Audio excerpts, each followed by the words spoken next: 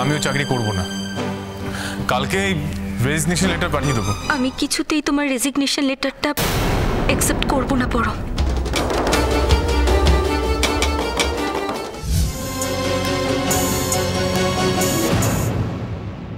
মা, তুমি চিন্তা করো না, আমি বলে এসেছি আমিও চাকরি করব না। কালকে রেজিগনেশন লেটার পাঠিয়ে দেবো। আমি কিছুতেই তোমার রেজিগনেশন লেটারটা অ্যাকসেপ্ট করব না পরম।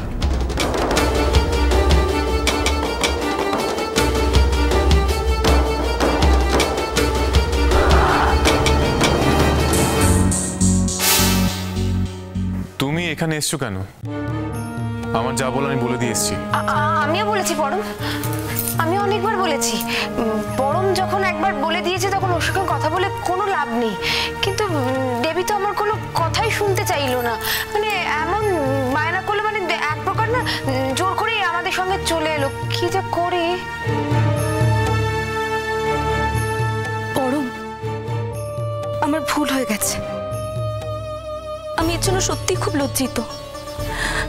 আমি এত জেনে বুঝে না করিনি এসব। বরং তুমি হয়তো জানো না যে পার্টিটা আমি তোমার আর চবার জন্যই রেখেছিলাম।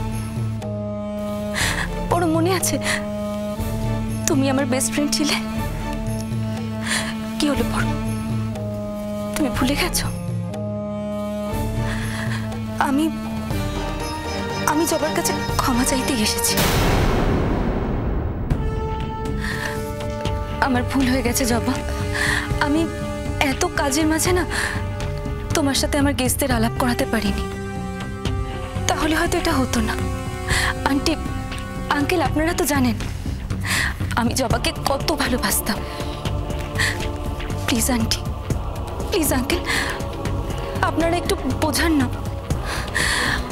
আসলে পরমের বিয়ের পর আমাদের মধ্যে যা হয়েছিল সেটা নিয়ে আমি আর কোনো রকম ভাবেই রাগ করে নিই।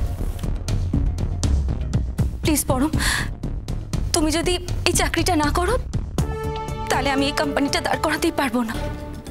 আমি আর আমার হাজবেন্ড তোমার উপর ভরসা রেখে এই ভেঞ্চারে নেমেছি। যে নতুন জীবনটা শুরু করেছি সেটাই হয়তো আবার ফাটল ধরে যাবে। তুমি না করো না পরম।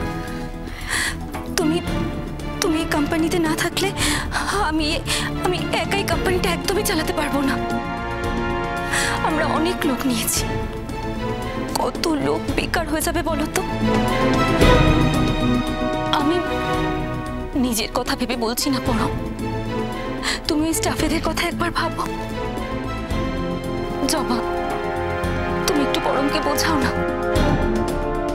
আঙ্কেল, আন্টি, আপনারাও একটু পরমকে বোঝান না।